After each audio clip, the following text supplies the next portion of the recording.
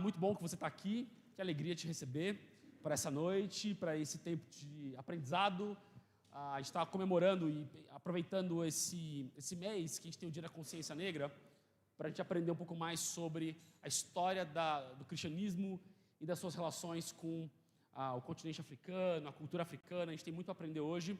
E o Tomás aceitou nosso convite para estar aqui com a gente. Tomás, ele é um monte de coisas. Eu não vou começar a falar tudo o que ele é, porque ele tem... Sabe aquele cara que você vai no LinkedIn, assim? Você sabe, abre o LinkedIn e fala, caramba, o cara... Então, o Tomás tem aí uma frente de trabalho bem ampla, parte de educação. O Tomás é fundador da editora Quitanda, é isso mesmo. Então, o Tomás tem muito para acrescentar, para nos ensinar. Por isso que a gente convidou ele. E eu já queria, sem mais delongas, dar a palavra para ele. Nós vamos ter um tempo de palavra do Tomás aqui. Ele vai falar, vai explicar, vai dar a palestra dele. Depois, no final, nós teremos um tempo de perguntas e respostas. O que nós vamos fazer? Nós vamos criar um formulário, vamos disponibilizar ali o QR Code e você vai poder mandar suas perguntas anonimamente para a gente fazer para o Tomás. Nós vamos ter um tempo aqui de mediação, de conversa, de perguntas e respostas. Mas vai ser depois da palestra. Então, eu já queria chamar o Tomás para ele nos trazer a palestra dele. Obrigado, meu irmão. Obrigado. Boa noite. Boa noite.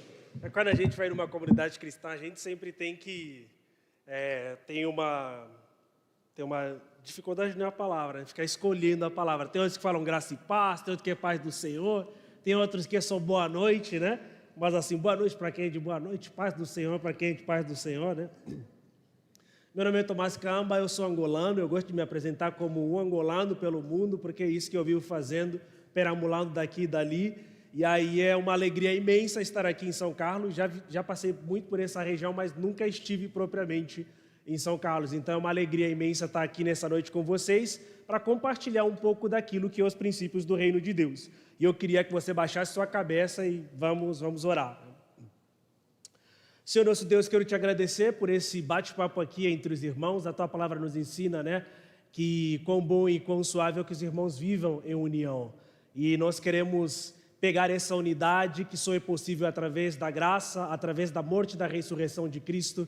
Queremos te agradecer por isso e pedir para que o Senhor nos dê uma noite agradável, uma noite de conversa e, acima de tudo, que a tua soberania, a tua sabedoria, a tua paz, inclusive, também possa reinar sobre nós. Que seja uma noite de reflexão, uma noite de aprendizado e, acima de tudo, uma noite em que a gente possa sair daqui um pouco mais próximos e esperançosos a respeito daquilo que o Senhor tem feito pelo mundo.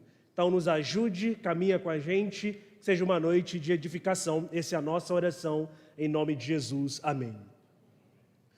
Bom, eu tenho a tarefa de conversar com vocês sobre o tema quão africano é o cristianismo. Deixa eu ver se tem alguma marca aqui, né, porque é importante. Sobre a tarefa de quão africano é o cristianismo, que é o título desse livro que a gente publicou. Vai fazer 2 anos lá na editora Quitanda, que é um livro extremamente... tem se revelado um livro extremamente importante. Mas antes eu quero começar abrindo o texto bíblico com vocês. Queria que você abrisse a sua Bíblia lá no livro de Atos, capítulo de número 13. Eu acho que é importante sempre começarmos nas Escrituras, qualquer assunto que a gente ir debatendo e conversando, é sempre importante termos a Bíblia como nosso livro de regra e prática de fé, né, para que a gente não faça somente elucubrações, mas que ela nos guie. Atos, capítulo de número 13, versículos de número 1. Quem achou diz, achei. Quem não achou diz, não achei. Todo mundo achou, graças a Deus. Então, eu estou lendo aqui na NVT, Nova Versão Transformadora, diz o seguinte: entre os profetas e mestres da igreja de Antioquia, da Síria, estavam Barnabé e Simeão, chamado Negro, em outras expressões tem Níger, Lúcio de Cirene, Manaém, que tinha sido criado com o rei Herodes Antipas, e Saulo. Certo dia, enquanto adoravam o Senhor e jejuavam, o Espírito Santo disse: separem Barnabé e Saulo para realizarem o trabalho para o qual os chamei. Perceba que esse texto ele é um texto extremamente importante, porque é praticamente aí a primeira vez que você tem uma liderança da igreja, e a igreja de Antioquia, ela é uma igreja extremamente importante, porque começa praticamente aí com com a história das primeiras comunidades de fé, né? E aqui estamos diante da igreja dos irmãos de Antioquia, que ela é importante porque foi ela que começou praticamente com o movimento missionário, ali separando Saulo, que depois vai ser chamado também de Paulo, né? E Barnabé, para que eles de fato pudessem partir ali nesse processo de pregação do evangelho. Antioquia era uma cidade muito cosmopolita na sua época, uma cidade extremamente importante, e aí, a princípio, esse texto, que nos parece um texto insignificante, mas ele é um texto extremamente importante, porque era uma cidade muito importante, era uma cidade cosmopolita, era uma cidade importante da sua época, e à primeira vista, o que é que nós temos aqui na liderança da igreja? Nós temos, entre profetas e mestres, nós temos da igreja de Antioquia, nós temos Barnabé e Simeão, chamado Níger, ou seja, negro. Nós temos um negro, você tem aqui Barnabé, de ascendência judia, e também, aliás, Barnabé de ascendência judia, tem Simeão, negro, ou seja, nós temos a presença aqui de um africano, tem Lúcio de Cirene, e você tem Manaém, que tinha sido criado com o rei Herodes. Então você tem uma liderança que é praticamente plural, nesse sentido, né? Composta de pessoas de diversas ascendências, né? De diversos povos. Você tem um negro, você tem um judeu, você tem um descendente ali de gregos, né? Você tem essa classe toda. Por quê? Porque era uma igreja que estava numa cidade cosmopolita, então era necessário que a liderança dessa igreja fosse representativa no que diz respeito às pessoas que estavam naquela cidade. Então, no começo da história da igreja, a gente já vê uma igreja que nasce numa pluralidade, no sentido de termos pessoas de todas as nações na liderança da sua igreja, porque se nós somos o corpo de Cristo, nós precisamos de pessoas que representam as diversas pessoas que fazem parte da nossa cidade. Então, no corpo da liderança dessa igreja, você tem um negro, você tem um judeu, você tem ali um grego, você tem pessoas diversas, e o texto bíblico faz ênfase disso para mostrar quão é importante, como é plural também a liderança da igreja, que desde o começo, a história do cristianismo, ela não é história apenas de uma raça, de uma cor, de um povo, muito pelo contrário. A história do cristianismo, ela é a história do povo que foi escolhido por Deus, nesse caso que é o povo hebreu, para ser porta-voz da mensagem, mas não que eles fossem os únicos, que fossem os representantes aqui daquilo que Deus estava prestes a fazer no mundo. Então eu acho que isso é extremamente importante e significativo. Tendo dito isso, quando a gente fala sobre cristianismo, raramente a gente olha para o continente africano como um lugar especial, como um lugar que deve ser visitado, que deve ser lembrado, inclusive pela importância em que esse continente desempenhou na história do cristianismo. Geralmente, quando a gente fala da África, as primeiras coisas que a gente lembra é pobreza, né? Pessoas pobres, pessoas fugindo, né? A gente tem praticamente no nosso imaginário assim estereótipos praticamente negativos a respeito do continente africano. E quando a gente fala sobre fé cristã, nós só nos lembramos da África quando falamos sobre missionários. Não, os missionários foram para a África pregar. Ou então, olha, precisamos mandar missionários na África para pregar o Evangelho. Mas o que eu quero mostrar para vocês nessa noite é que o continente africano ele foi tão importante no processo da disseminação da fé cristã. E que só existe cristianismo, inclusive, do jeito que nós entendemos hoje, porque a África desempenhou um papel extremamente importante na formação daquilo que nós chamamos de mente cristã. Então, o cristianismo, ele não é uma religião europeia, assim, se podemos dizer, né? Então, o cristianismo ele não é uma religião europeia. A gente tem um equívoco muito grande de pensar que o cristianismo veio da Europa por causa de diversos processos de apagamentos históricos que foram acontecendo no decorrer da história da humanidade. Mas assim, primeiro quero lembrar a vocês que a África é tão importante para a história do cristianismo, porque desde os primórdios, os africanos estiveram presentes no processo da disseminação do Evangelho. Estou falando do Evangelho, sem falar da história do povo de Deus, que a gente volta lá para a rainha de Sabá, volta lá para Gênesis, né, para Cuxi, que é Etiópia e tal, e aí sem falar disso. Mas quando a gente começa a falar praticamente da fé cristã, então é importante lembrarmos que o cristianismo, aliás, que a África desempenhou um papel extremamente importante na formação da mente cristã. Primeiro, quando Jesus está sendo levado para a crucificação, um dos primeiros episódios que a gente tem no texto bíblico, você encontra ali Pedro, aliás, Simeão, né, de Cirene também, que é Cirene, que era a África, carregando ali a cruz de Jesus, né, que era um africano. Então você começa a perceber ali a presença de africanos já ali no processo da crucificação. E quando Jesus ascende para o céu, antes do evangelho chegar para a Europa, antes das missões, dos movimentos missionários de Paulo, você tem o evangelho chegando primeiro no continente africano. No livro de Atos mesmo, que nós acabamos de ler, aqui Atos 13 começam as missões, né? Então no livro no capítulo 13, você tem aí as missões que começam, então os movimentos missionários começam aqui no capítulo de número 13. Mas antes do capítulo de número 13, nós temos um fenômeno muito interessante que acontece no capítulo de número 8 do livro de Atos, que é aquela história de Filipe que se encontra com Eunuco, né? Que era o servo ali da rainha de Candace, que segundo a história, inclusive, Candace é da mesma linhagem que a rainha de Sabá, que é a história lá no Antigo Testamento. Então eu queria ler com vocês esse texto, porque também é um texto extremamente importante a respeito da história do cristianismo. Atos, capítulo de número 8, versículo de número 26.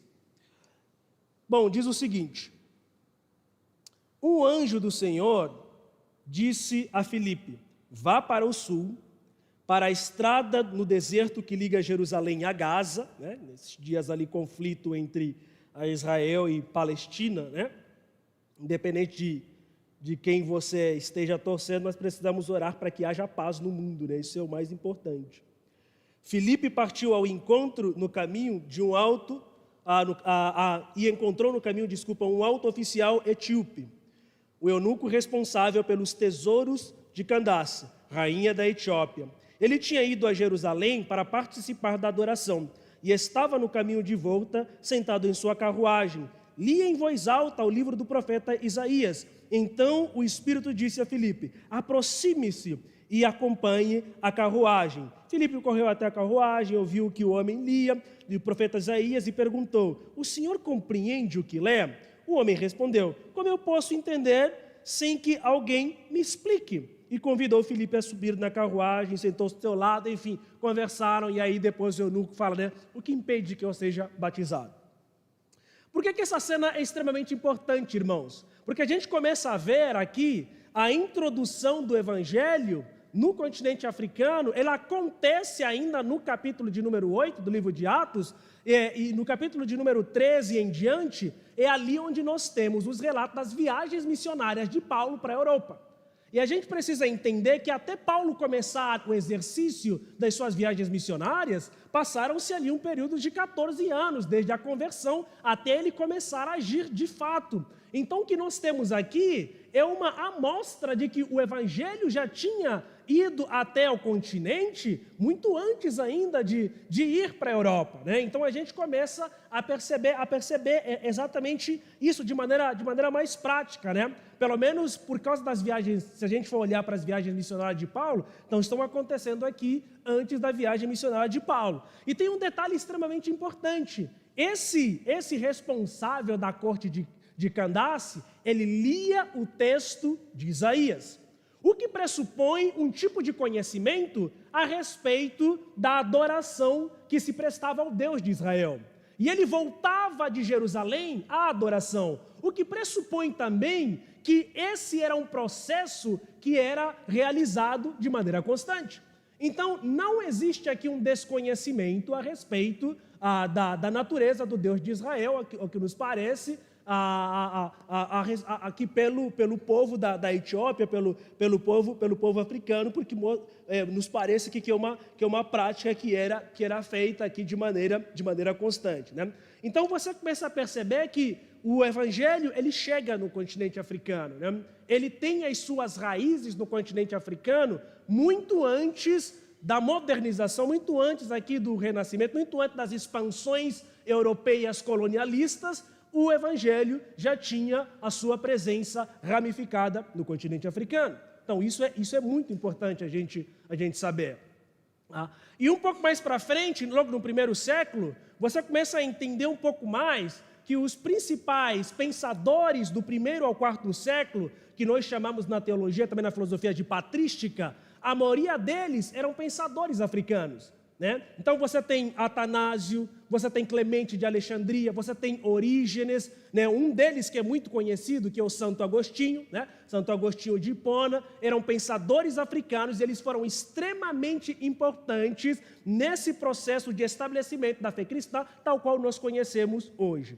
Falando sobre principalmente, de figuras como Clemente de Alexandria, como Clemente, né?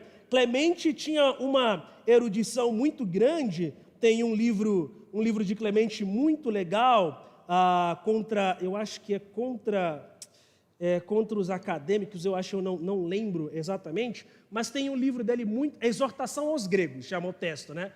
Eu acho que a editora Realizações, alguma coisa assim, fez inclusive uma bela tradução bilíngue, grego e português. Muito legal esse texto, né?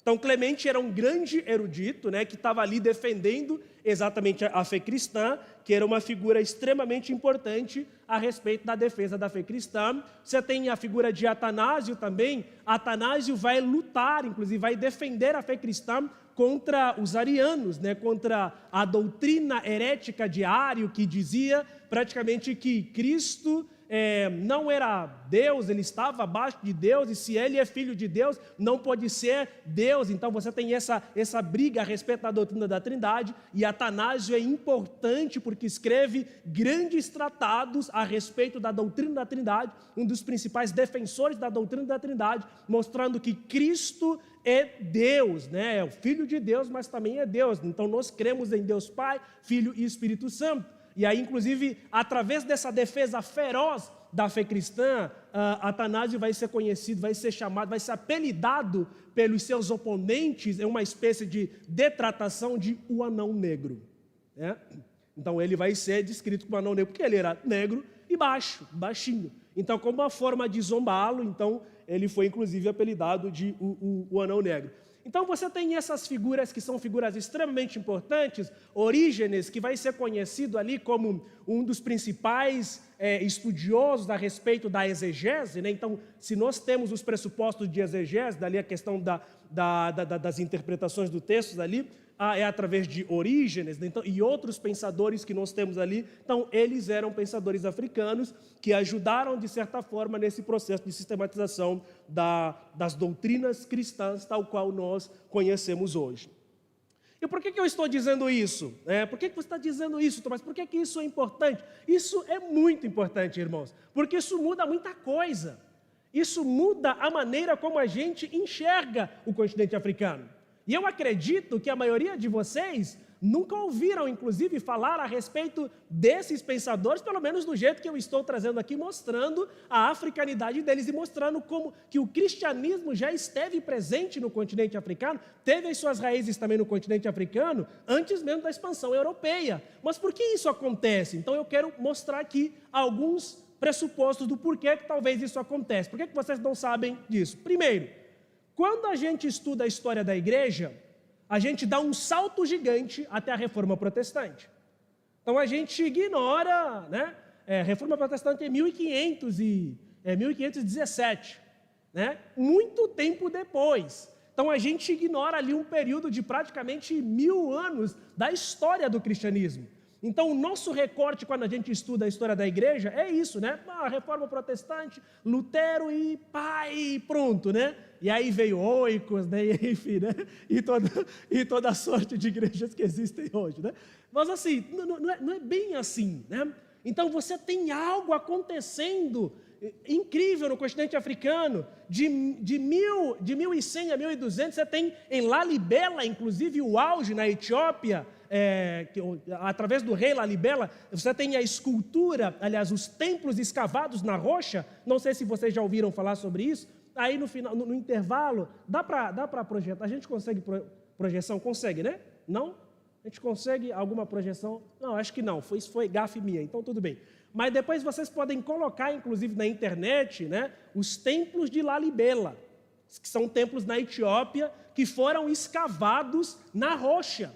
Inclusive reza a lenda que foram anjos que esculpiram aquilo, porque é praticamente impossível. Está ali na lista dos templos mais admiráveis da história da humanidade, que são templos cristãos. É uma igreja em espécie de cruz, esculpida literalmente na rocha. Aí você precisa entrar por baixo, ali dentro da rocha, é um negócio extremamente incrível. Isso está acontecendo na Etiópia. O manuscrito mais antigo que nós temos da Bíblia é da Bíblia etíope, né? A Etiópia ela não foi colonizada por ninguém, assim, nos últimos tempos ali, os italianos tentaram, então, mas foram expulsos ali, né?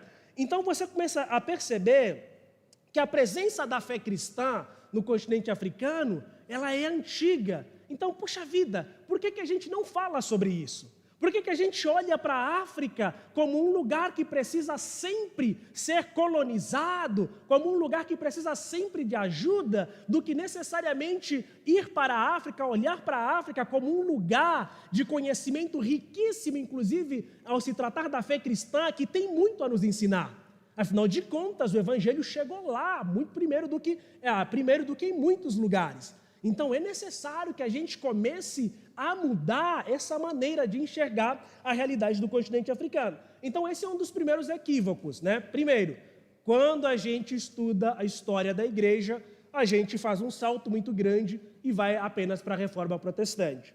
O segundo ponto é que praticamente aquilo que não é eurocêntrico não nos parece bom, né? Então nós temos praticamente um padrão de olhar para a realidade numa perspectiva muito mais eurocêntrica, e aquilo que não vem da Europa praticamente, sei lá, não merece ser contada a história, né? Então a nossa história da humanidade, né? Ela é a história dos gregos. A gente estuda na filosofia a história dos gregos, a gente passa rápido ali a respeito do continente africano. A gente fala a Grécia é o berço da sabedoria, mas muito do conhecimento que os gregos adquiriram roubaram do Egito também, né? Enfim, né? Mas assim, então a gente começa a olhar para isso como se aquilo que saísse do eixo ali do nosso contexto ocidental, e nesse sentido quero me direcionar muito mais à questão da Europa, parece que não é bom. E aí isso nos leva a um terceiro ponto, que tem a ver com o viés, que aqui a gente, às duras penas, precisa falar isso, é um viés muito mais racializado, né? Então é uma forma de apagamento, né, daquilo que aconteceu em outros lugares que não é necessariamente na Europa. Então você tem ali uma espécie de apagamento proposital da história do cristianismo africano e de outros lugares, para que o cristianismo, para que a expansão europeia de fato fosse evidenciada apenas, né? Então isso é muito perigoso, isso é muito perigoso. E aí a gente começa a reduzir uma história da fé cristã que é tão rica. Muitos de vocês não sabem a respeito da história da fé oriental, né? Dos orientais, dos capadócios, dos sírios, né?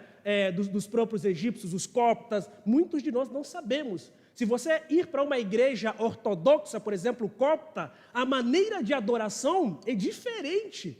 É um negócio muito mais introspectivo, muito mais místico, mas é Cristo, é a manifestação, é o Evangelho ali. A gente não pode excluir a multiforme graça de Deus, né?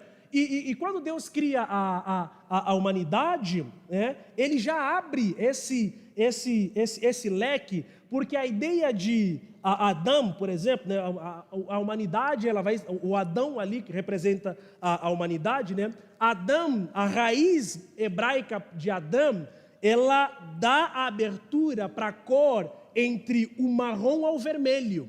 né? Então, para Adão, o significado pode ser marrom, pode ser vermelho. Então, você tem... Por quê? Porque ele foi extraído do pó da terra, tem a ver com terra.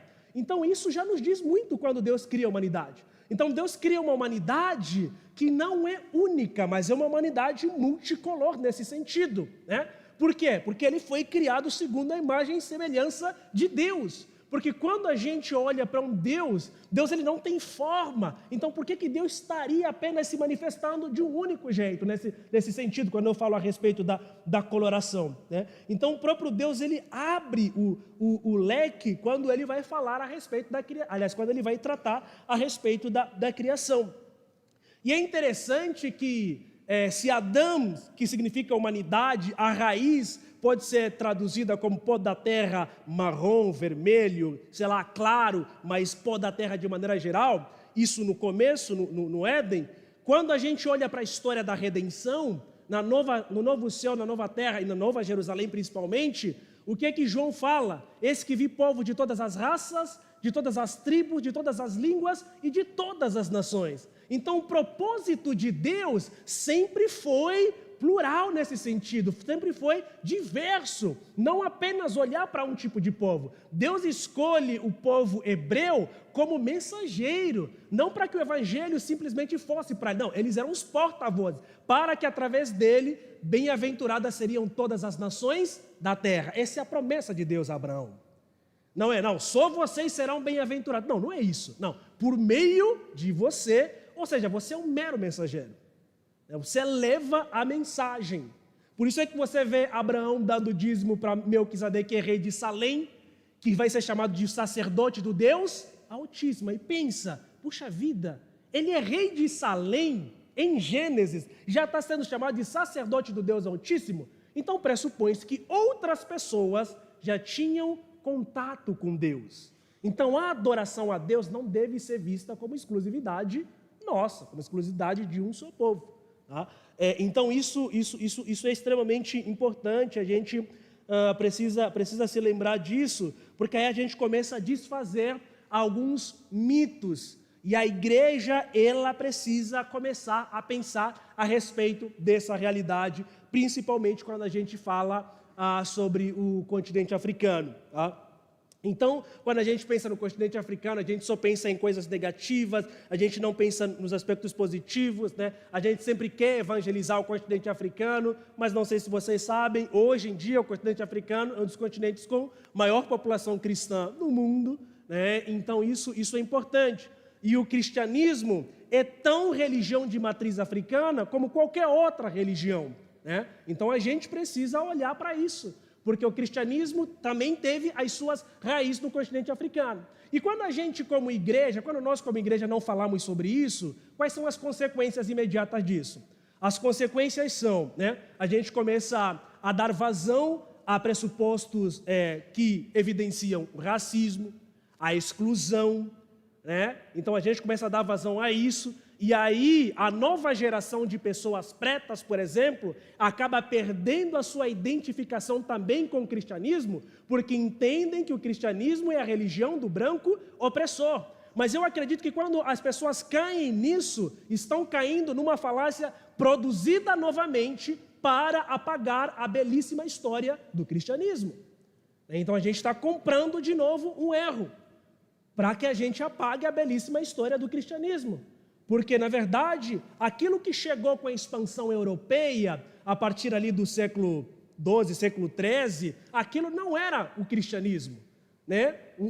Os expansionistas se utilizaram do texto bíblico, do Deus, da mensagem de Cristo, para simplesmente oprimir os outros, o que é contra a Bíblia, o que é extremamente antibíblico. Porque a palavra nos ensina que todos foram criados segundo a imagem e semelhança de Deus. Se de fato essas pessoas tivessem lido o texto bíblico tal qual ele é, teriam compreendido que a Bíblia, ela é contra qualquer tipo de segregação. Ela é contra qualquer tipo de ato escravagista, no sentido de você usar o seu próximo, olhar para o seu próximo e achá-lo inferior, simplesmente pelo fato de ele ter o tom de pele diferente da sua. Não é isso que o texto bíblico nos ensina. Mas aí, muitas dessas pessoas, com sede de poder, de exploração, se uniram com a igreja, e aqui nós como igreja precisamos reconhecer a nossa culpa também, o nosso erro, porque em muito nós cooperamos a respeito de tudo isso, né? Porque a igreja se manteve calada, inclusive a respeito dessas atrocidades, né? A gente fala, mas cada ser humano, né, é fruto da sua época. Não, cada ser humano é fruto da sua época, é verdade. Mas por que alguns poucos cristãos se levantaram, por exemplo, contra a abolição? Né? Porque esses entenderam de fato a verdadeira mensagem do Evangelho.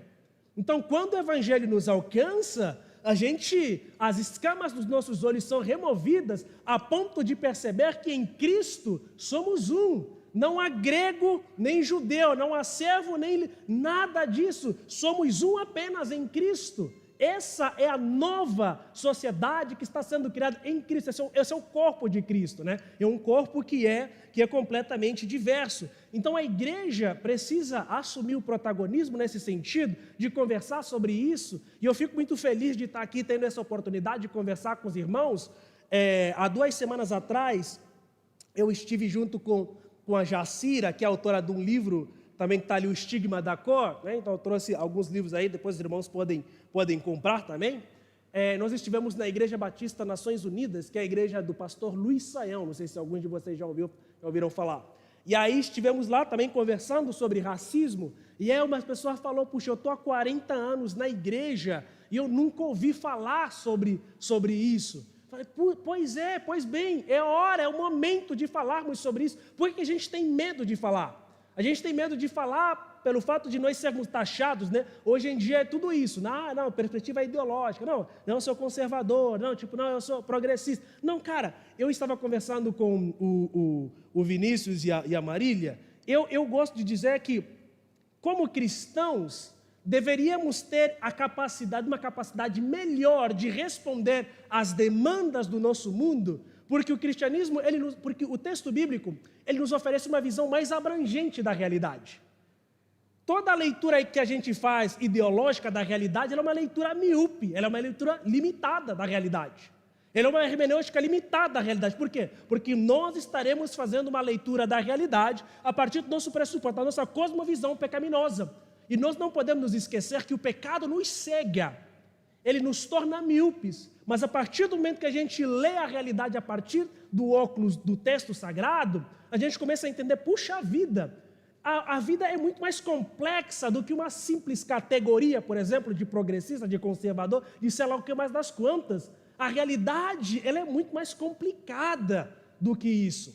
E o texto bíblico, ele tem resposta para isso. Mas, infelizmente, o que eu tenho percebido é que nós, como cristãos, acabamos não conhecendo de fato o Deus das Escrituras, a palavra como ela é, e nós acabamos cedendo, olhando a realidade, não de acordo com como a palavra nos ensina, mas a gente acaba fugindo daquilo que é realmente a Bíblia nos ensina. Então é importante resgatarmos essa conversa, para que a gente comece a perceber que aconteceu sim um processo de apagamento, quer seja intencional ou não, mas aconteceu e tem acontecido. E é nossa responsabilidade começarmos a evidenciar a respeito da incrível história da fé cristã, que não se resume somente ao quadrante europeu. Que antes da fé cristã chegar ao quadrante europeu, ele passou por diversas áreas. A história da fé cristã, ela tem um rico testemunho do continente africano, dos irmãos orientais, os sírios, os capadócios, tem uma rica manifestação da presença de Deus em diversas outras tradições, e que aquilo que chegou na África com a colonização não era o Evangelho, que infelizmente foi utilizado para subjugar as pessoas. E quando a gente olha para o texto bíblico, a gente começa a perceber que, de fato, aquilo que chegou na África, agora na idade ali dos séculos XII, ali, da expansão para frente, não era, de fato, aquilo que é o Evangelho. Porque o Evangelho de Jesus Cristo, ele é o Evangelho que brotou em diversas culturas.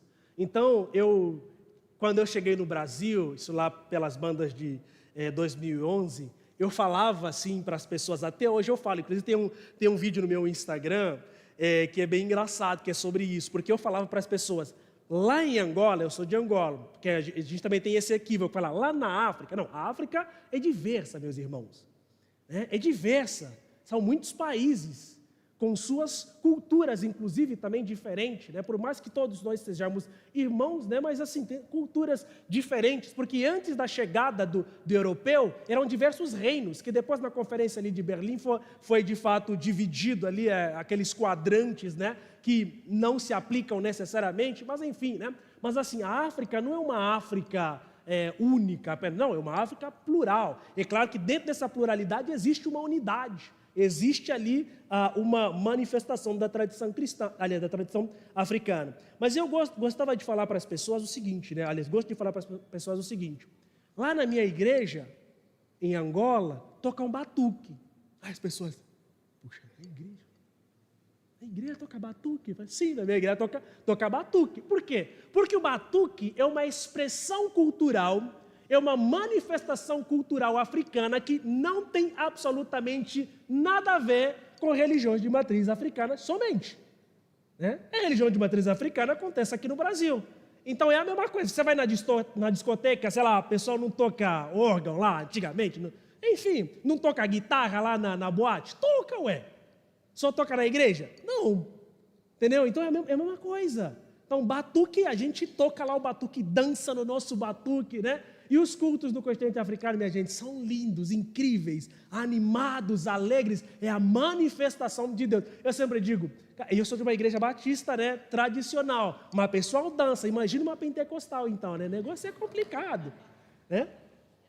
Então, isso é a graça de Deus se manifestando, meus irmãos. E aí, quando eu falava sobre isso, as pessoas ficavam assim, boquiabertas, abismadas. Por quê? Por causa do imaginário que nós temos a respeito do continente africano.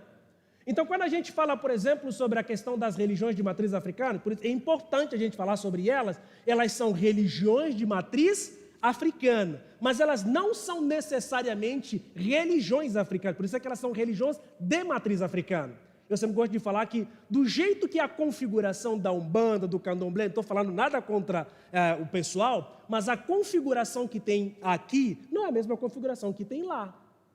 Então, a maioria dos elementos que estão ali fazem parte do nosso ideário mitológico. Então, Exu, Ogum, eu não estou aqui, não, pastor, daqui a pouco vai me expulsar aqui, né? Então, Exu, Ogum e outras coisas fazem parte apenas do nosso imaginário, do nosso folclore. Do jeito que você tem Saci Pererê, do jeito que tem a Mula Sem Cabeça, do jeito que você gosta de assistir o filme de Thor, Loki, é a mesma coisa. Entendeu? Mas assim, para Exu a gente fala, ei meu demônio, né? Mas para Loki, estou me fantasiando, para Thor, estou indo até assistindo. Então você começa a perceber que existe de novo um padrão, né, de que aquilo que foge do espectro ali eurocêntrico aparentemente não é bom. Mas se a gente fosse fazer um processo de equivalência, eles têm a mesma equivalência. Thor e Loki, sei lá o que pedem sacrifícios humanos, da mesma coisa na mitologia, entendeu? Então, assim, de novo, a gente começa a entrar nesse sentido. Então, nós como cristãos, filhos do Deus Altíssimo, possuidores da capacidade, da sabedoria e do conhecimento que o Deus que criou o universo nos dá, e Tiago fala que quem está à falta de sabedoria, peça para Deus, olha, nós deveríamos ser um pouco mais espertos para ajudar as pessoas na compreensão a respeito disso. Mas, infelizmente, a gente acaba olhando para essa realidade, fechando os olhos, muito em parte é porque nós não temos essas conversas nas nossas comunidades, nas nossas igrejas, nós não olhamos para isso de uma maneira cultural, acabamos não falando sobre isso, e o Brasil principalmente, né, nós como brasileiros deveríamos falar sobre isso, porque mais de 50% da população no Brasil, ela é negra, né? Então assim, aqui tu pode ser branco de olhos azuis, a não ser que você tenha sido de uma colônia lá, que tenha se escondido, mas meu irmão, vai fazer o teste de DNA, tem alguma coisa lá na África. Então assim, nós deveríamos falar sobre isso. Nós deveríamos resgatar essa nossa ancestralidade. Então, quando a gente fala sobre a ancestralidade como cristãos, nós não poderíamos ter medo de falar sobre a ancestralidade, porque o nosso cristianismo, a nossa fé, ela também é uma fé ancestral. porque ela teve também o sangue dos mártires africanos, que foi derramado no solo africano e em outros lugares, foi responsável para que a fé cristã germinasse, crescesse, florescesse, tal qual existe hoje. Então, sim, o cristianismo também é uma religião ancestral, nesse sentido. Então, a gente precisa olhar para isso, precisa resgatar essa memória, precisa resgatar essa história. E fazendo isso, nós acabaremos desmantelando os equívocos que as pessoas têm perpetuado a respeito da história da África, que acabam mostrando que o continente africano, que as pessoas no continente são pessoas apenas que precisam de ajuda, que não têm nenhum saber. E isso é uma perpetuação do darwinismo social, de que os cristãos, aliás, os africanos, são, inclusive, se comparado a um animal, são muito mais atrasados. Por isso é que quando você olha para a ideia de falar que um cristão é macaco, não é uma ideia legal por causa disso, por causa dessa teoria que havia sido feita, mostrando que os cristãos, não, os africanos, né, são muito mais atrasados, até se comparados a animais, assim como um chimpanzé, como um gorila. Então a gente precisa resgatar a verdadeira história do cristianismo e contar para as pessoas e mostrar para as pessoas. Então existem muitas semelhanças daquilo que aconteceu no Médio Oriente, ali onde a história de fato desenrolou, com a África. Por exemplo, o cristianismo é tão antigo no continente africano, aliás, o contato do continente africano com a fé, com a história do povo de Deus, é tão antiga, por exemplo, o pacto de suzerania, né, que havia sido feito, ali, que é a primeira vez que aparece a ideia ali da circuncisão, né, com Abraão, né, o pacto de suzerania, né, quando os homens são circuncidados, que era uma maneira de Abraão confiar totalmente na pessoa de Deus, porque na época, quando os homens que tinham, a quantidade de homens que você tinha, eram importantes porque eles mantinham a segurança dos acampamentos. Lembram que eles são nômades, né? Eles estão caminhando. E aí quando você circuncida, faz o processo de circuncisão de todos os homens, você está deixando o acampamento completamente vulnerável. Porque se acontece um ataque, não tem como se defender. Então era uma maneira de mostrar que Deus estava no controle, que Abraão estava confiando plenamente naquilo que Deus poderia fazer e na segurança que Deus poderia prover. E aí, quando você começa a olhar para outras culturas, não tem muito isso, mas no continente africano tem a questão da circuncisão, que é extremamente importante, né? As festas do casamento que dura, né, uma eternidade, igual no Antigo Testamento, no continente africano não tem. O dote, que é o dote ali bíblico no continente africano não tem. Né? Eu já fui um pouco mais esperto, casei com uma brasileira, então não dei dote, né? Então, mas assim, o dote lá tem. Antes de você casar, você precisa dar o dote. Então você começa a ligar alguns pontos culturais, são muito parecidos com a cultura do antigo povo hebreu, o que mostra claramente que esse processo de relacionamento entre a cultura do povo hebreu com o próprio continente africano é muito mais antigo do que a gente possa imaginar. Tá? Então, meus irmãos, é importante resgatar essa memória. É importante resgatar essa história. É importante contarmos essa história para as novas gerações. Porque quanto mais o tempo vai passando, principalmente a nova geração de pessoas pretas, vai se afastando cada vez mais da história do cristianismo, porque tem consumido a ideia de que o cristianismo é a religião do branco opressor.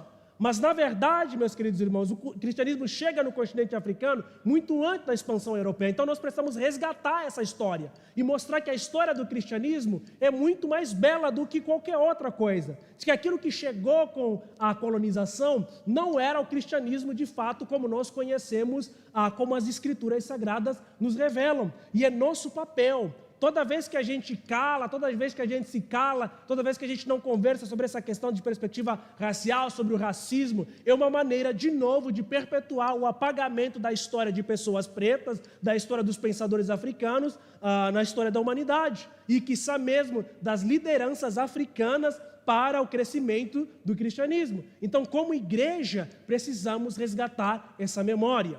Como cristãos pretos, aqui falando das pessoas pretas igual eu que estão aqui, nós não precisamos nos envergonhar da nossa fé, da fé cristã, porque nossa fé também é uma fé ancestral. Ela teve as suas raízes também alicerçadas na história do cristianismo. Uma das primeiras lideranças, o texto que nós começamos a ler em Antioquia, que era uma igreja cosmopolita, tinha na sua liderança pessoas pretas, né? Simão, chamado Níger, ou chamado Preto, né? Lúcio ali de Cirene, que Cirene é ali também norte da África. Então a África sim produziu diversos pensadores e produziu e tem produzido e tem contribuído para a história não só do cristianismo, mas até para a história da própria humanidade. Então é nossa responsabilidade também resgatar essa história e recontar para as futuras gerações. Muito obrigado.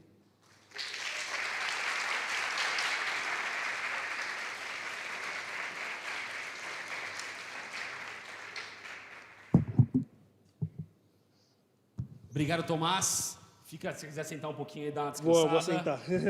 Nós vamos ter um tempo agora de perguntas e respostas. Eu queria chamar aqui o Alessandro e a Sara. O Alessandro e a Sara vão ficar aqui, vão ficar mediando as perguntas e eu vou pedir para o pessoal da mídia colocar. Então, o que eu vou pedir para você? Qualquer dúvida, eu quero fazer uma pergunta, entra nesse QR Code, vai ter um formulário, ele é anônimo, tá bom? Fica à vontade, pode mandar a pergunta que você quiser. E a Sara e o Alessandro vão aqui recebendo as perguntas e compartilhando com o Tomás e batendo papo. Então, eles vão ao mesmo tempo fazer as perguntas, mas também contribuir um pouco. O Alessandro é um dos conselheiros da nossa igreja, professor, está envolvido na questão da educação, está com os alunos, está pensando como é que pessoas negras podem estar na universidade. A Sara, estudante de ciências sociais, então, né, pronto, é o suficiente. Então a gente quer que eles possam contribuir também um pouco com algumas ideias. E perfeito. É isso. Eu vou tirar aqui esse púlpito. Pode ficar com o livro? Vocês querem ficar com a água, gente? Você quer ficar com a água? Eu vou deixar esse microfone com você, Sara.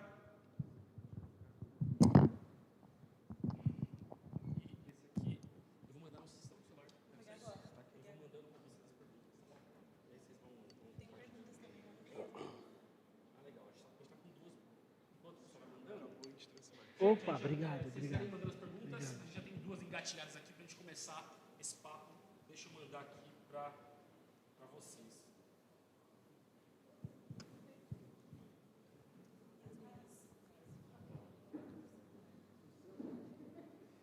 Eu vou mandar aí, Sara, vai.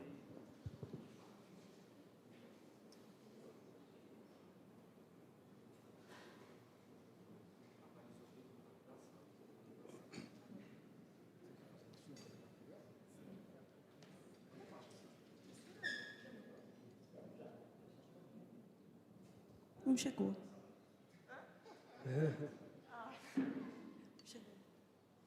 Eu estava ouvindo hoje o podcast que você participou, acho que é Noir, o nome.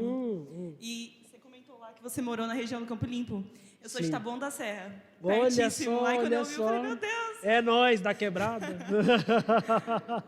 Mas eu queria começar comentando uma coisa que você fala lá no podcast, que foi que você não foi aceito, né? No mestrado, na USP, né? E que você fez a entrevista e passou, fez todo o processo. E eles deram... você tem um e-mail, né, deles comentando que foi que você não preenchia os pré-requisitos. A gente já consegue perceber como que é sim, e o que está por trás. Assim. Mas vamos lá.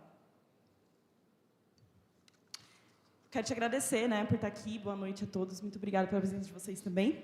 A pergunta é, o que deve mudar numa igreja a partir desse resgate histórico das raízes africanas? Quais as implicações disso para a igreja hoje?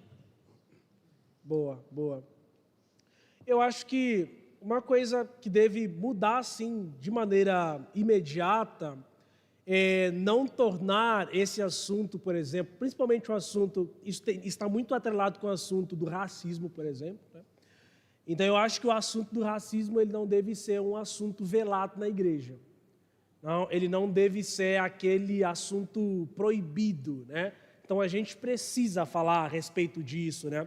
Porque a gente tem alguns assuntos meio que são assuntos proibidos. Só que eu sou da opinião de que quando a igreja ela se cala, ela deixa de falar sobre temas espinhosos a partir do texto bíblico, outras pessoas falam a respeito desses assuntos numa visão que elas têm direito de falar, e aí a gente começa a perder principalmente a autoridade que nós temos através, que nos é dada por intermédio do Evangelho. Então, sim, precisamos falar, nenhum assunto deveria ser proibido na igreja, então todos os assuntos deveriam ser, é claro, abordados à luz da perspectiva bíblica. Isso é extremamente importante, porque a Bíblia é o nosso livro de regra e prática de fé. Também não adianta a gente elocubrar sobre os assuntos sem olhar para o texto bíblico. Então, todo assunto precisa ser abordado a partir do texto bíblico. E a questão do racismo, a não conversa sobre africanidade, ela tem a ver com essa tarja, né, velada a respeito do racismo. Então, precisamos conversar sobre isso. Segundo ponto, nós precisamos convidar, né, precisamos olhar ao nosso redor, e dar cada vez mais espaços, inclusive, para lideranças negras. Não é à toa que eu comecei o texto bíblico, lendo o texto bíblico de uma liderança da igreja, que era uma liderança plural no sentido de ter pessoa de todos os lugares, porque desse jeito você começa a responder verdadeiramente às demandas da igreja. E o livro de Atos tem muito a nos ensinar, porque a instituição dos diáconos, por exemplo, não sei se você se lembra, como é que ela começa? A instituição dos diáconos, ela começa porque as viúvas dos gregos não estavam sendo assistidas. E aí o que os apóstolos falam? Sacada, a gente precisa escolher pessoas. Se você percebe os nomes das pessoas que foram escolhidas, eram gregas, porque elas tinham uma identificação imediata com as pessoas que estavam sofrendo um processo de exclusão. Então aqui vem um outro ponto, também a escuta. Então nós precisamos ouvir as pessoas, e principalmente as pessoas negras. Então, qual foi a última vez que nós sentamos com as pessoas e perguntamos para elas, ou fizemos algum questionário anônimo, se as pessoas já sofreram racismo, por exemplo, na igreja, né? Então, eu acho que precisamos conversar sobre esses assuntos, não deve ser tabu, precisamos dar cada vez mais aqui também destaque, convidar pessoas diversas, não só pessoas negras, mas o assunto aqui hoje é a africanidade, então, convidar pessoas pretas também para fazerem parte das nossas lideranças e ter esse ministério da escuta, porque eu acho que quando você escuta o outro, você consegue compreender de uma maneira mais eficaz aquilo que realmente está acontecendo com o outro. Obrigada. Acho também um lugar de humildade, né? Não só de implicação, porque às vezes a gente dá um local de fala e essa fala ou ela é unificada para uma ideia do que é geral, ou ela é individualista também. Então, acho que talvez um pouquinho de humildade. Sim, porque sim. É desafiador a gente conseguir falar sobre isso ainda, né? Acho que você comentou até durante a palestra que as pessoas são fruto da sua época, e aí existe também uma resistência, né? Sim. Por parte do público da igreja de dar esse espaço de escuta. Sim, verdade. Eu acho que essa questão da humildade, ela é importante, e a Bíblia, ela vai mostrando muito a gente, né? Eu gosto de dizer que humildade, minha definição de humildade é o reconhecimento das suas limitações. E uma pessoa que reconhece as suas limitações é uma pessoa verdadeira. Logo, ela é uma pessoa cristã, porque está escrito: conhecereis a verdade, e a verdade vos libertará. E o contrário de humildade é arrogância. Eu gosto de ver que uma pessoa arrogante é uma pessoa que não tem o conhecimento, o reconhecimento das suas limitações. É uma pessoa mentirosa. E a mentira geralmente é associada ao diabo, né? que é o pai da mentira. Então, eu acho que essa questão da humildade, ela é extremamente importante, é desconcertante, é doloroso, mas a gente precisa realmente ser humildes e ouvir, né? Eu estava pensando aqui que talvez a minha maior contribuição seja ficar calado e ouvindo, que eu estou aprendendo tanto aqui. Então... Que isso! Mas como portador aqui das perguntas, eu vou fazer uma pergunta que chegou aqui agora.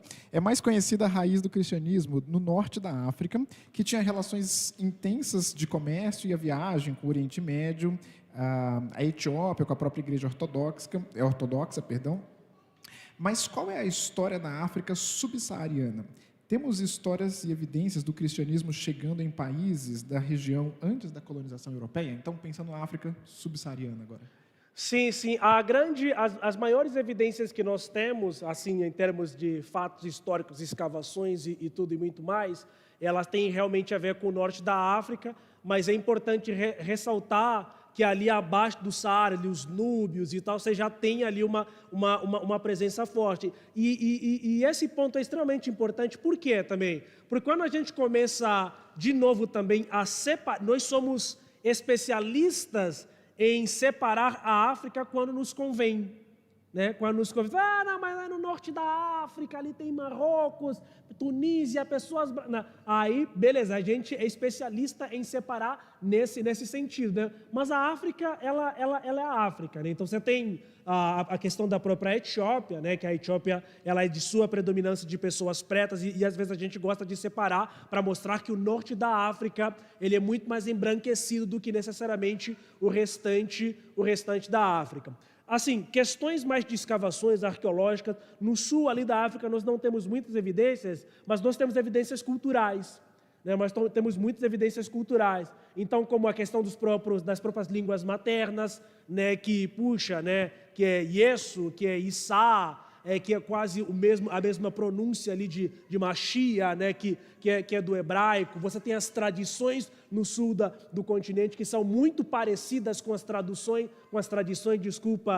do antigo povo hebreu, né, como essa questão que eu falei da questão da circuncisão, a questão do casamento, a questão dos dotes, a questão, inclusive, isso é recente. Quando eu era mais novo, assim, 10 anos, estou com 32 anos, a gente já fala quando eu era mais novo, né? Mas, assim, quando eu tinha uns 10 anos, eu ainda me lembro, acontecia uma coisa muito curiosa, que eu depois vim perceber que é extremamente bíblica, que na aldeia da minha avó, na época da colheita, você não podia colher tudo na sua fazenda. Então, a gente colhia uma parte e deixava alguma coisa. Qualquer nosso vizinho de fazenda, se ela não colhesse nada, ela tinha a obrigação de ir lá na nossa fazenda e colher tudo que ela quisesse colher, desde que não fosse para a venda. Se fosse para o consumo próprio, estaria liberado. Cara, isso é muito Antigo Testamento, né? Isso é muito no Antigo Testamento, a ideia de você olhar para o necessitado, de você não colher tudo da lavoura e deixar para o estrangeiro. Cara, onde é que minha avó encontrou isso? Onde é que eles foram pegar? Isso é tradição antiga, né? Então, assim, evidências arqueológicas nós não temos tanto quanto temos no norte da África, mas tem essas evidências culturais também no sul do continente. Né? Em Angola, sim, em Angola. Legal, posso? Pode, por favor. Você comentou sobre essa questão do imaginário que as pessoas têm em relação à África, né? De que é um país só, ou de que é um país muito pobre, necessitado e tudo mais.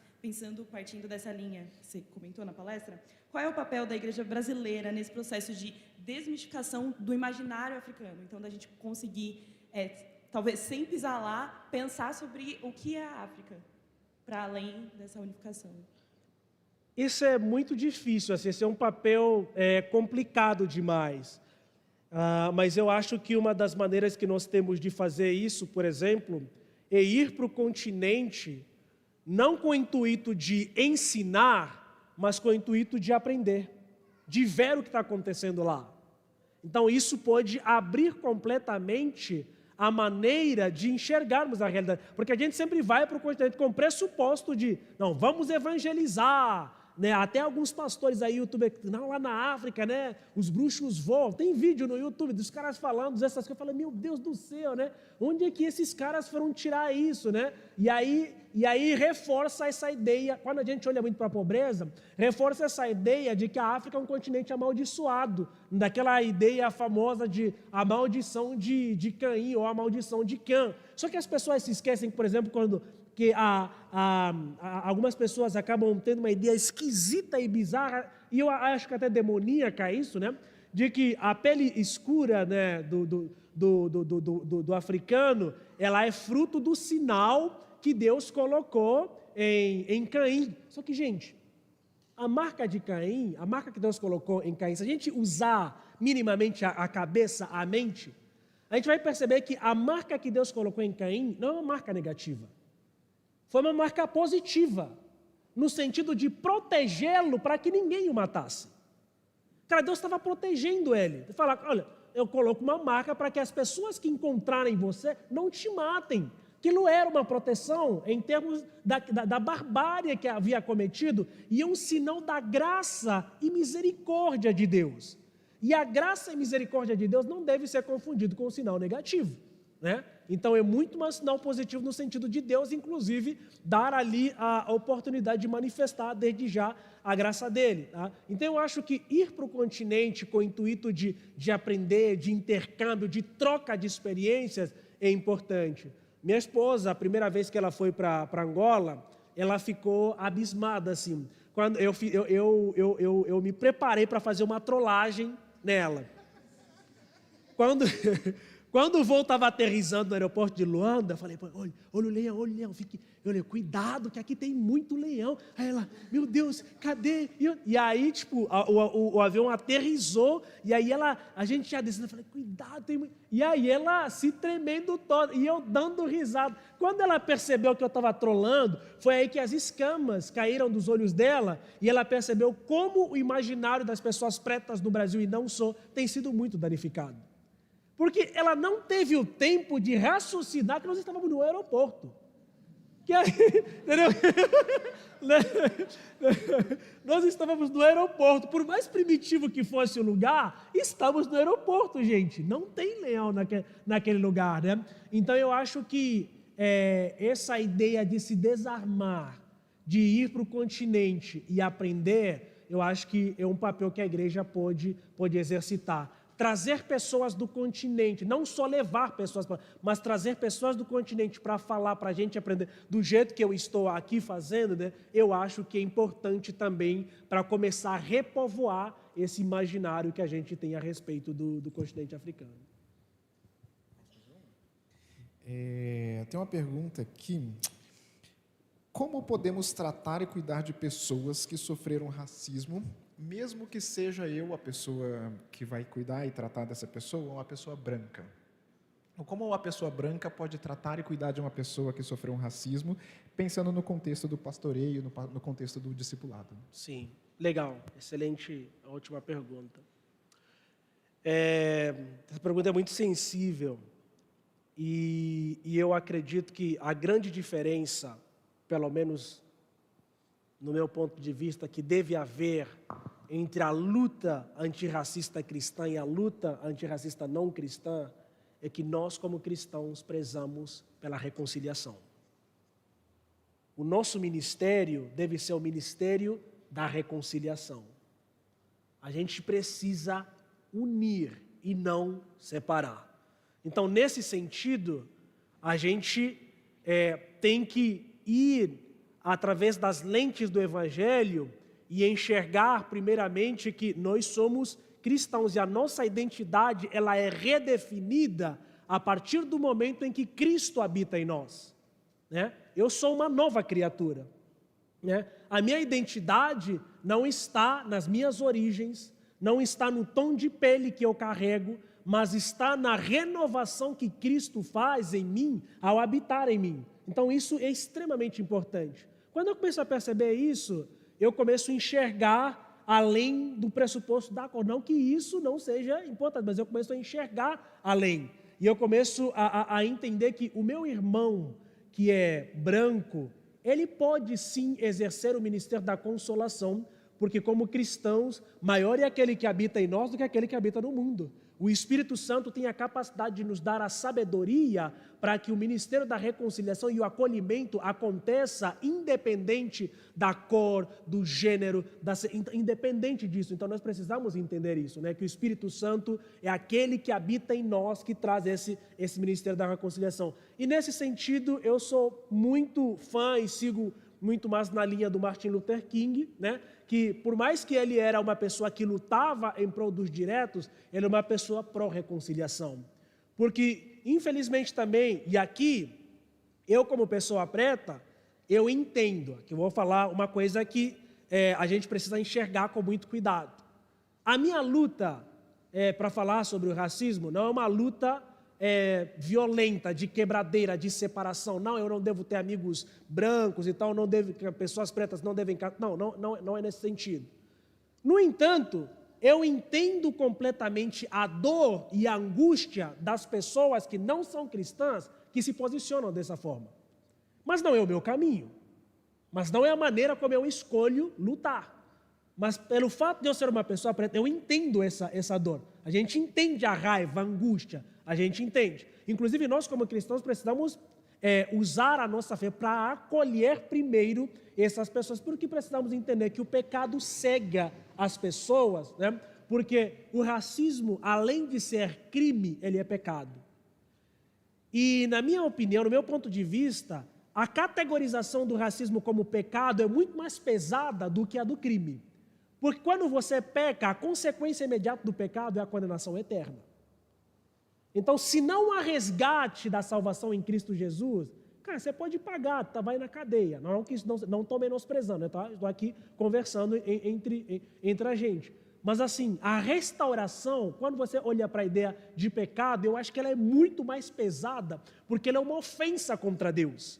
Você não ofende apenas o seu próximo, né? Quando a gente olha para a categoria de crime, é contra o seu próximo, mas na categoria de pecado, é uma ofensa direta contra Deus. E eu acho que isso é muito pesado.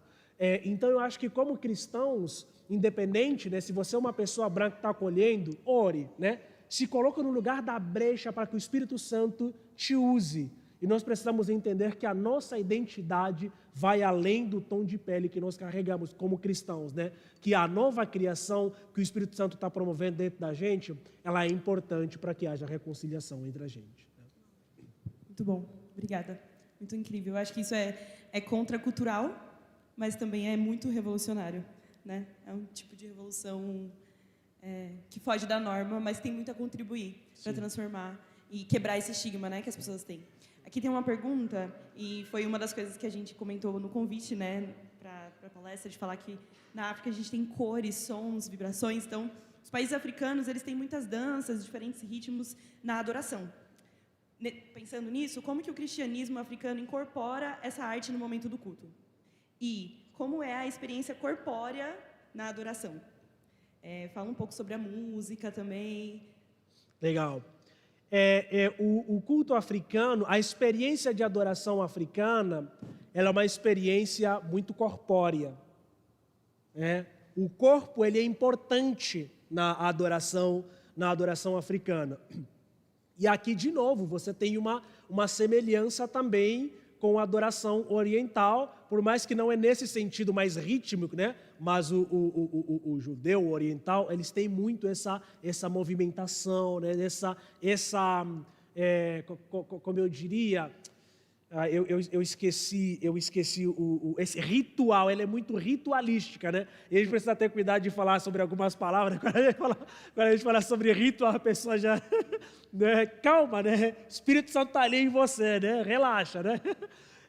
Então, ele é muito ritualística mesmo, no sentido de ter um modelo ali, ele é muito guiada. Então, no continente africano é a mesma coisa. Então, a gente está no culto, a gente dança, a gente vibra, a gente bate palma, a gente grita, a gente adora a Deus com todas as expressões, e o corpo, ele é um elemento extremamente importante nesse sentido, né? Então, você tem a disposição do corpo para ser usado mesmo como habitação do Espírito, como manifestação pura do louvor. Então, as pessoas pulam, as pessoas dançam, então as pessoas tocam batuque, os atabaques, chocalhos e tal. Então, muitas dessas coisas que você vê nas religiões de matrizes africanas, eles são instrumentos utilizados no culto. Por quê? Porque são pessoas africanas que foram tiradas da sua realidade, e junto com o sincretismo que aconteceu aqui, então as religiões de matrizes africanas, elas são uma mistura da tradição africana com a religiosidade cristã. Não sei se vocês já perceberam. Tem santos e tal, tem alguns santos que são os mesmos que tem no catolicismo e tal, em alguns lugares, né? Então é essa mistura, né? Então, o samba, por exemplo, né, ele nasceu da religiosidade africana. Então, o samba, a gente fala que é irmão do semba. O samba é uma expressão de uma língua africana que se encontra em Angola, que significa rezar. Então, era aquela musicalidade, o jazz é aquela musicalidade que os escravizados faziam. E aí, a partir daí, veio essa questão do ritmo, do som e tudo isso muito mais. Então, ele é muito rico. Então, você vai no culto no continente, vou falar especificamente de Angola, não, mas essa é uma realidade praticamente presente em todos os lugares. Então, você vai no culto, se prepare para dançar, para estar animado, para estar alegre, porque a gente olha para o culto como uma celebração daquilo que Deus fez nas nossas vidas. Então, é um ato de celebrar. Então, se eu vou para celebrar, quem celebra, né? Vamos celebrar, né? Não, então a gente celebra realmente com toda a vivacidade. Então, eu acho que para quem é da área de artes, para quem é da área de humanidades, eu acho que vale a pena fazer uma pesquisa a respeito da importância do corpo, né, nas celebrações de cultos africanos. Eu acho que tem bastante riqueza aí para explorar. Né? Eu lembrei daquele texto quando Davi dança, né? E o rei dançou, né? Isso. O rei se curvou ali naquela celebração da arca e ele dançou com toda a força que ele tinha, né? Então eu acho lindo, eu acho que o corpo exerce uma função importante nesse processo. Eu admiro muito a maneira como vocês cultuam a Deus, assim. Eu tive a experiência na minha cidade, né, não aqui em São Carlos, na cidade onde eu vim, de uma vez a comunidade, eu não lembro de qual região da África eles vieram, mas eles foram lá e eles trouxeram tudo, assim, as músicas, as danças, e elas convidavam a gente para dançar. Então é não só ritualístico, mas convidativo também, né? Eu acho isso muito lindo. Sim. E eu acho que, só acrescentando mais um pouquinho, isso tem muito a ver com... A gente canta, assim, sem muito instrumento, e tem aquela toda equalização, a capela, que é bem legal, mas é uma maneira de mostrar também que a gente adora a Deus com aquilo que a gente tem na nossa realidade, né? Eu vou confessar que eu fiquei com vontade de... Não sei se vocês também, né? Vocês também ficaram com vontade de estar no culto. Agora eu fiquei com vontade. Olha, eu tenho uma pergunta aqui. Qual que é a maior dificuldade de um cristão africano em falar de Cristo para um africano que seja daquilo que nós chamamos no Brasil de uma religião de matriz africana? Existe algum tipo de preconceito, rejeição, perseguição? Como que é o evangelismo, talvez, né, entre cristãos para pessoas de religiões não cristãs na África? Legal. Bom, para começar aqui, essa configuração, esses moldes epistemológicos, igual nós temos aqui de religião de matriz africana, nós não temos essa configuração tal qual existe aqui no continente africano, né? O que tem é realmente pessoas que frequentam alguns tipos de cultos e tal, de religiões e enfim, né? Mas não necessariamente nas configurações que nós temos aqui no Brasil, que são chamadas de religiões de matriz africana. O que tem acontecido nos últimos tempos, e essa é uma preocupação até que eu tenho, e fico feliz da gente estar conversando sobre isso aqui, é que a nova geração de africanos tem se afastado muito do cristianismo, e até mesmo também de outras religiões, mas principalmente do cristianismo, pelo fato de muitos conceberem a ideia de que o cristianismo é a religião do branco opressor. A África é o continente mais jovem de todos. A África passou por muitos processos de guerra civil, de guerras civis. Aqueles como eu, que nasceram na década de 80, na década de 90, como é o meu caso, muitos deles tiveram a oportunidade de, às duras penas, estudar no mundo ocidental. E aí a maioria desses jovens africanos, desde 2012, tem retornado para o continente africano, tem feito muitas coisas. Só que muitos deles estudaram na Europa, estudaram nos Estados Unidos e em outros lugares, e aí tem aquela ideia, né, de que o cristianismo, lhes é apresentado nas universidades e tal, a ideia de que o cristianismo é a religião do branco opressor, tal qual acabamos de conversar aqui. E aí isso, de novo, acaba minando a aproximação dessa nova geração com o cristianismo, por exemplo. E aí muitos desses jovens têm se rebelado e olhado para o cristianismo como uma religião que não merece crédito, enquanto que a maioria dos seus pais são cristãos, né? Tem o cristianismo como sua religião. Então, no continente, é muito difícil você encontrar pessoas que não são cristãs assim. É muito difícil. A maioria das pessoas no continente africano são cristãs, é claro, e são religiosas. Se não são cristãs, elas são muçulmanas, né? Você tem o islamismo chegando de uma maneira muito forte. Então, além do islamismo e do cristianismo, são pouquíssimas as pessoas que têm alguma espiritualidade diferente, digamos assim, né? Então é muito difícil. Então geralmente são pessoas mais afastadas da aldeia, é uma espécie mais de xamanismo do que necessariamente de religião organizada, tal qual nós temos aqui. Então são muito mais experiências espirituais, né?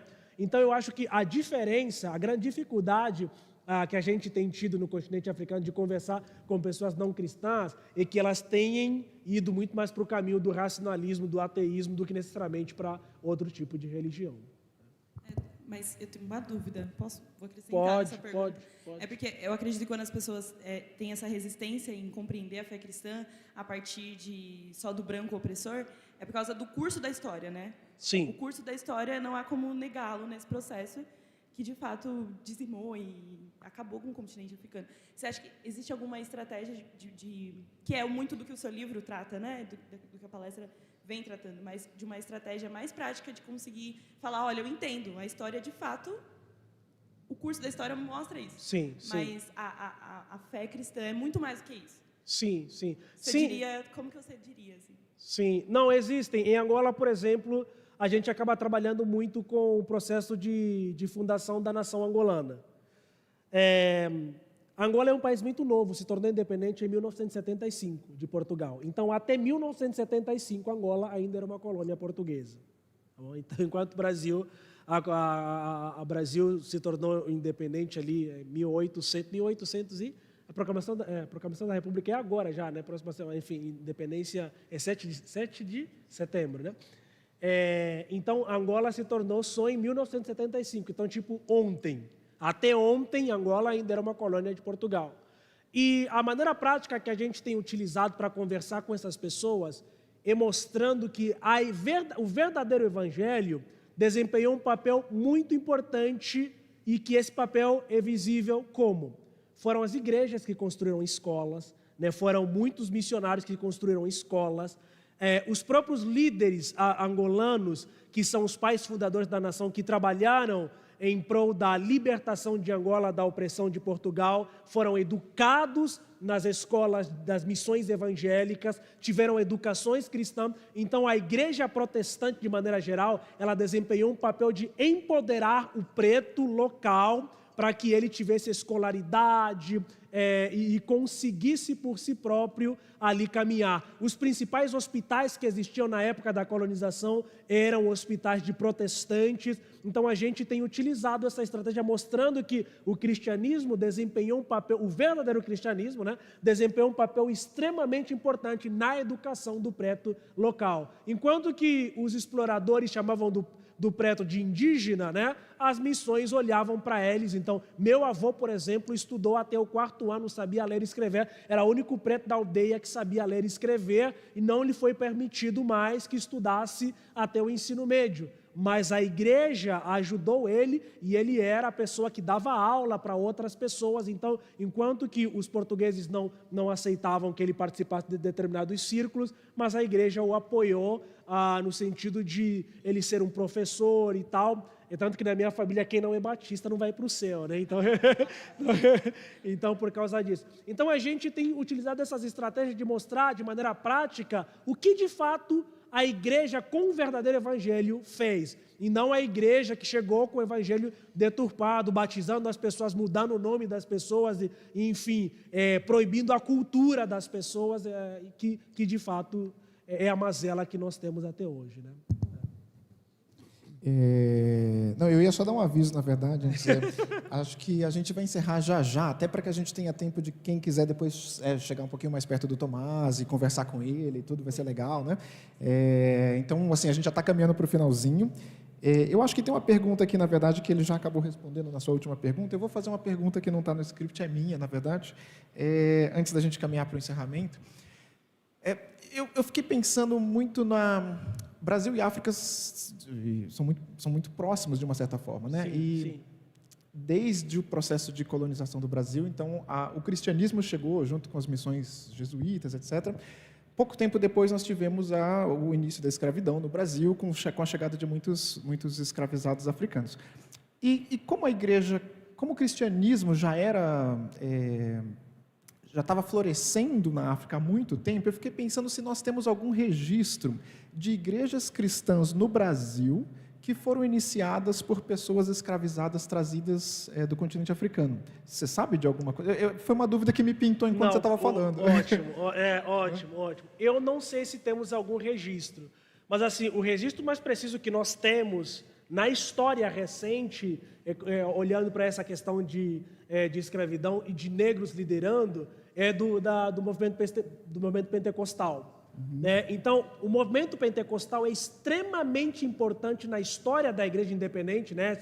Enfim, quem acredita, eu sou um crente batista, né? Então, assim, eu ressalvo com algumas coisas, mas assim, o movimento pentecostal é extremamente importante na história da igreja, da luta contra o racismo, porque foi o primeiro movimento que teve seus líderes e representantes como pessoas pretas. Então, William Seymour, né, foi uma figura extremamente importante. Agora, outros movimentos, nós não temos muito registro, assim. Das igrejas mais históricas, então, por exemplo, presbiterianos, nós não temos, assim.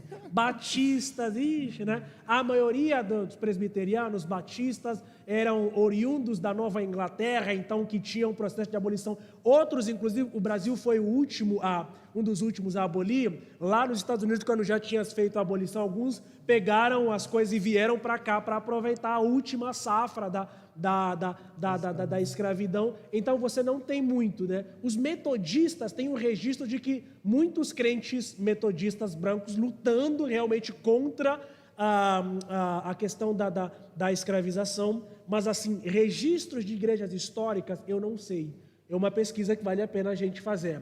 Mas eu sei que o movimento pentecostal é o primeiro movimento cristão que tem a sua representatividade começada ali por líderes negros. William Seymour é uma figura extremamente importante a ser levada em conta em relação a isso, né? Muito obrigado, muito obrigado. É isso, foi um bate-bola aqui, bem rápido. Obrigada pelas suas contribuições. Eu, como cientista, estou com a cabeça agora aqui pensando, meu Deus, o que eu vou pesquisar primeiro? E para encerrar, a gente queria te agradecer, foi muito bom e esclareceu, acho que boa parte das dúvidas que a gente tinha. A gente ficar aqui tem muito mais para a gente explorar e pensar. Eu mesmo tinha feito umas 5 perguntas, o Matheus me cortou. Estou brincando.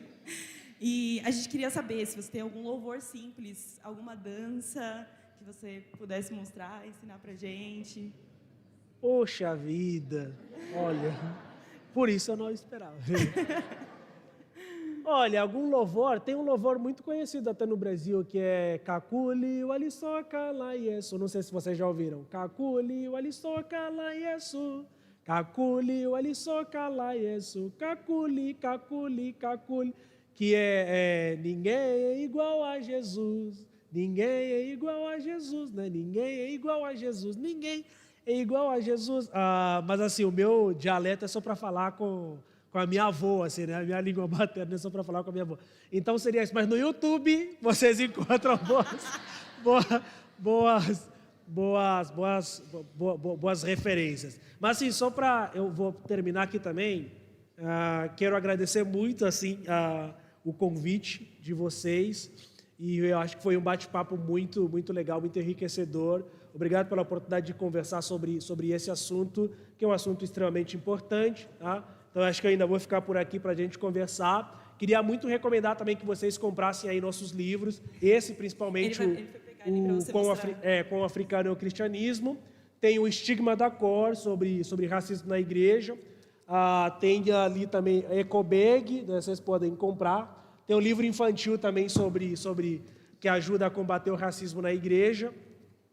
E o legal de tudo, assim, dos nossos livros, é que a gente tem a editora Quitanda, a gente fundou junto com a Quitanda uma ONG em Angola, que atende mais de 200 crianças por dia.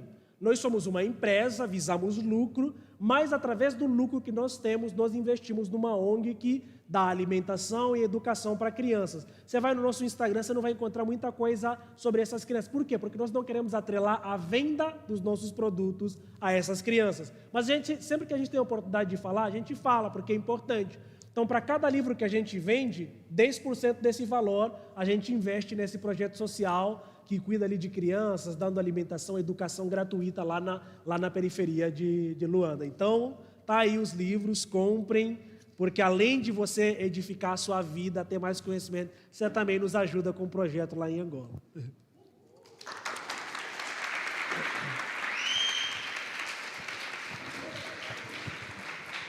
Gente, obrigado demais, Tomás. Foi um prazer ter você aqui. Então, o que a gente quer fazer agora é dar um tempo para você. A gente tem chá, tem café ali, pega um cafezinho, pega um chá, vai ver os livros, compra os livros. A Marília vai estar ali cuidando da parte de compra, tem um Pix, tudo certinho. E eu queria que você tivesse tempo para conversar com o Tomás.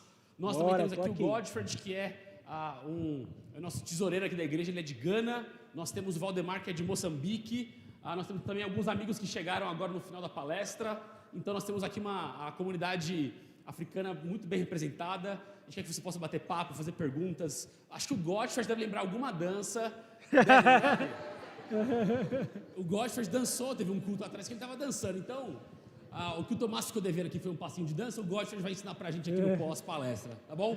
Gente, foi um prazer receber vocês. Fiquem à vontade, não vão embora. Tomem um café, comprem os livros. Vamos aproveitar esse pós-evento aqui. Obrigado, gente. Deus abençoe vocês. Valeu, obrigado.